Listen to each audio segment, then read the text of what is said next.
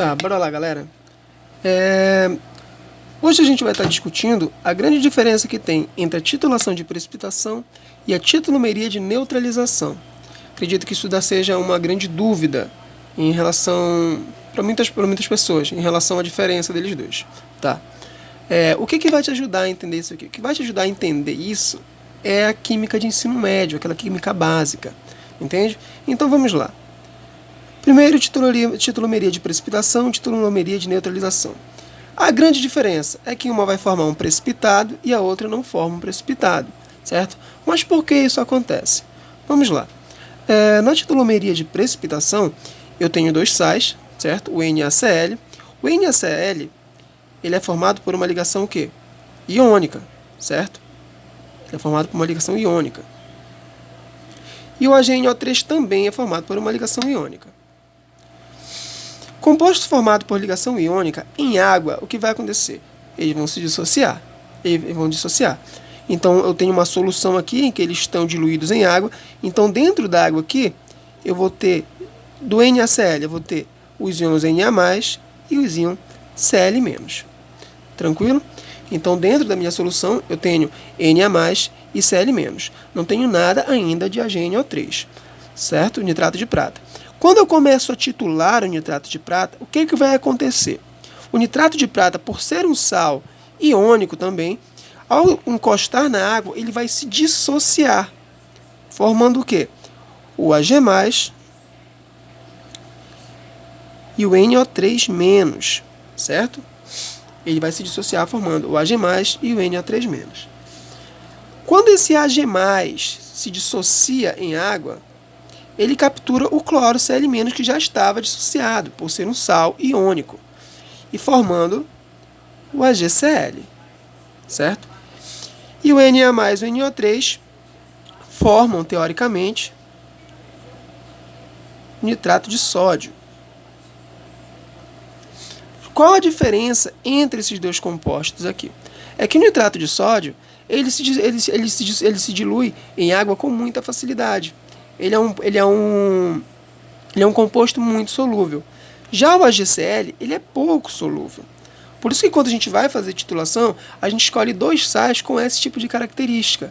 Ou seja, esses sais não foram escolhidos aleatoriamente. O objetivo é que, quando eles entrarem em contato, que iniciar uma reação que a gente chama de reação de dupla troca, o produto tem que ser um sal, certo? Um sal pouco solúvel.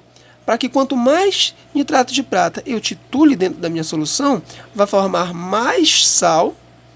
E a feita que eu formo mais sal, eu vou criando o quê?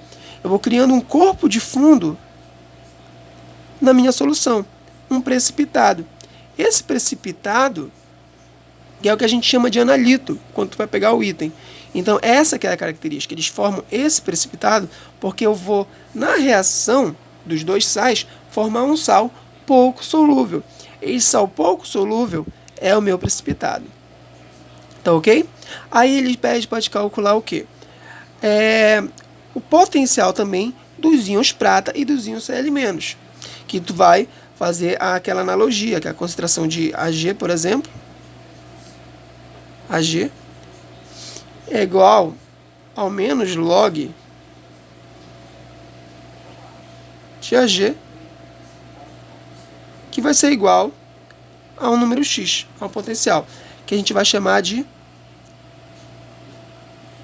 PAG, potencial de prata. E se eu quiser o cloro, é a mesma coisa, a concentração de cloro é igual ao menos log do cloro, da concentração de cloro, que é igual a um valor x que eu não sei, que é o potencial de cloro dentro da solução. Então, eu tenho PAG e eu tenho PCl. Tá? Então, vamos identificar agora essa diferença que acontece para a titulomeria de neutralização. Por que não forma esse precipitado na titulomeria de neutralização? Vamos lá. O sódio, ele é um composto iônico também. Ele é formado por ligação iônica.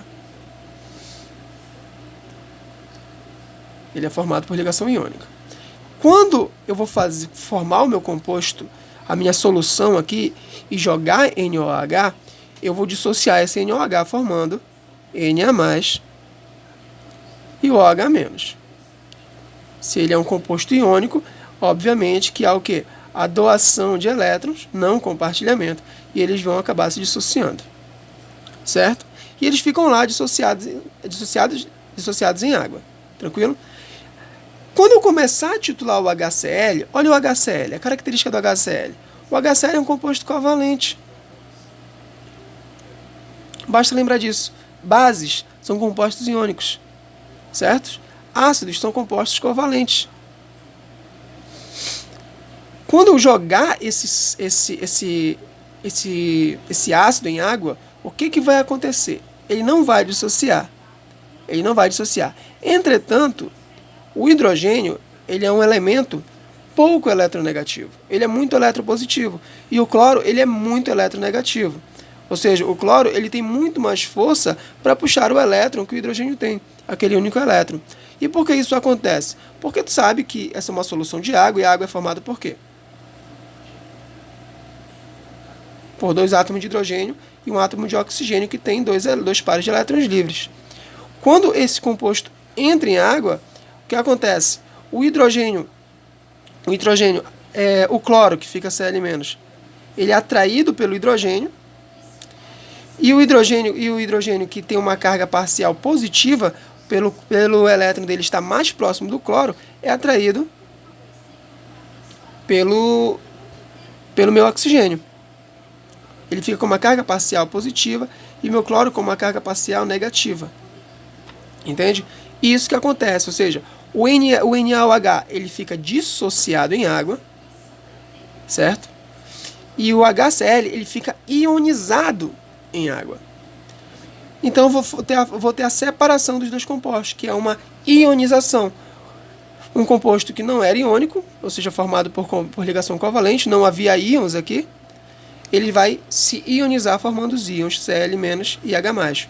Então esse Cl- e esse H+, o que vai acontecer? O Cl- ele vem para o lado do sódio e o H+, ele vem para o lado da hidroxila, porque eles são separados pelo quê? Pela água, porque a água é polar. A água tem uma polaridade muito grande aqui em cima, uma carga parcial negativa muito forte aqui embaixo e uma carga parcial positiva muito grande. Ela é uma estrutura angular, vocês sabem disso. Ela forma um ângulo, então ela vai ter essa característica de polaridade, devido ao quê? A eletronegatividade do oxigênio, que é muito maior em relação ao hidrogênio, por isso que forma ligações de hidrogênio, e ele vai ter essa estrutura angular devido a esse par de elétrons que empurra esses hidrogênios para baixo, fazendo com que ela crie essa polaridade muito grande. Ou seja, o que influencia a polaridade? A geometria da molécula e a eletronegatividade dos seus átomos.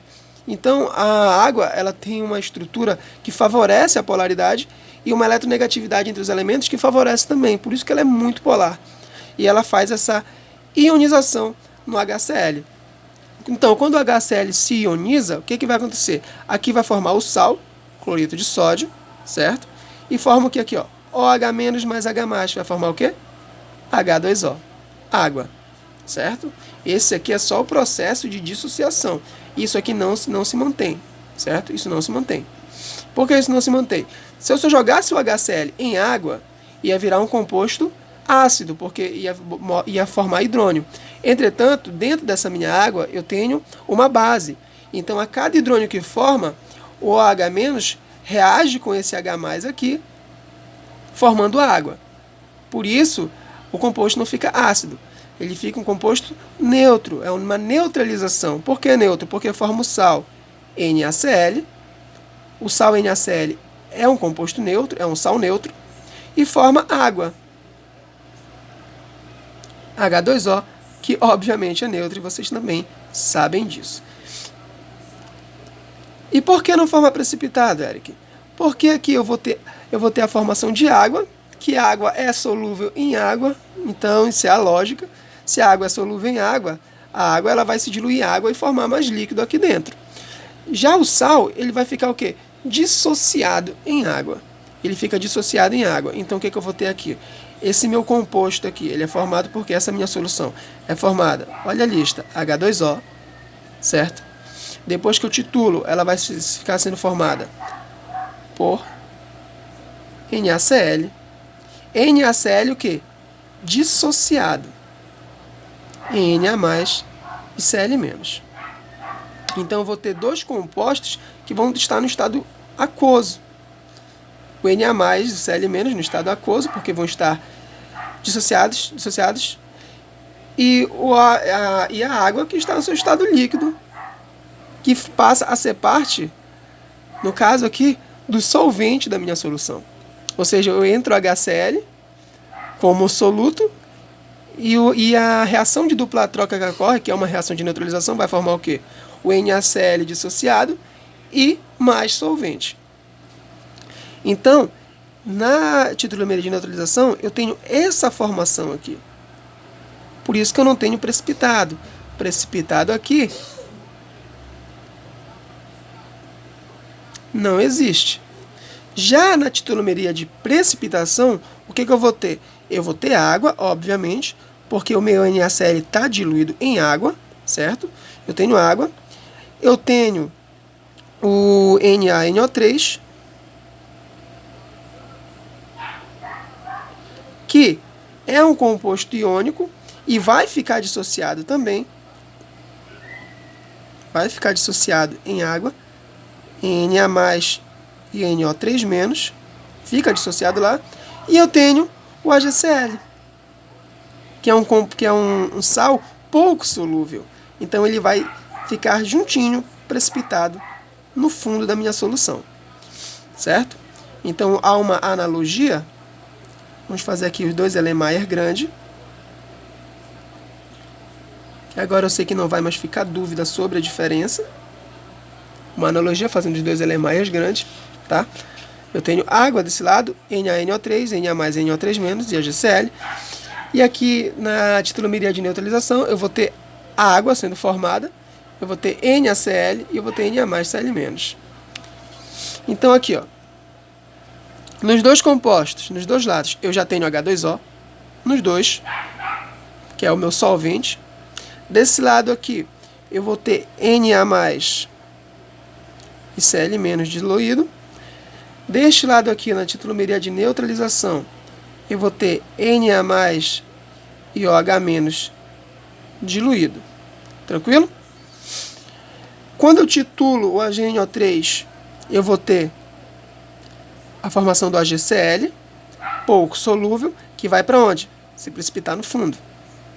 Porque ele é pouco solúvel, formando precipitado. E esse Na+ vai se juntar com quem? Com o NO3, que vão se dissociar também, ficando separados aqui no composto. Já aqui eu vou ter o H2O, eu vou ter o Na+ e o OH, que é uma base dissociada já em água. Quando eu jogar o HCl, o que vai acontecer? O hidrogênio vem para cá, formando água, H2O, e o Na+ Cl- dissociado, o que não forma precipitado. Já aqui eu vou ter o quê? O AgCl formando um precipitado. Tá ok? Espero que vocês tenham entendido e tirado essa dúvida. Isso aqui é química de ensino médio, não tem muita coisa. Mas é o suficiente para a gente entender o porquê que na titulomeria de neutralização não forma precipitado e na titulomeria de precipitação forma esse precipitado. Isso está ligado diretamente ao quê? As características dos meus compostos, ligação iônica e ligação covalente, e a característica também de escolha desses meus compostos. Porque da mesma forma que eu escolhi dois sais aqui, em que ia formar um sal pouco solúvel em água, eu poderia ter escolhido também dois sais que, quando fizesse a reação de dupla troca, fizesse dois sais muito solúveis. E ia ter mais dificuldade para formar esse precipitado. Certo? Mas, entretanto, se eu fosse colocar muito sal aqui, uma hora ia precipitar, porque a quantidade de água dentro desse meu Erlenmeyer não ia alterar. Já na titulomeria de neutralização, quanto mais ácido eu coloco, mais água eu formo. Então, para me criar um precipitado aqui, torna muito difícil. Por isso que a gente não tem essa formação de precipitado, porque a cada gota de ácido que eu coloco, eu formo uma molécula de água. É proporcional.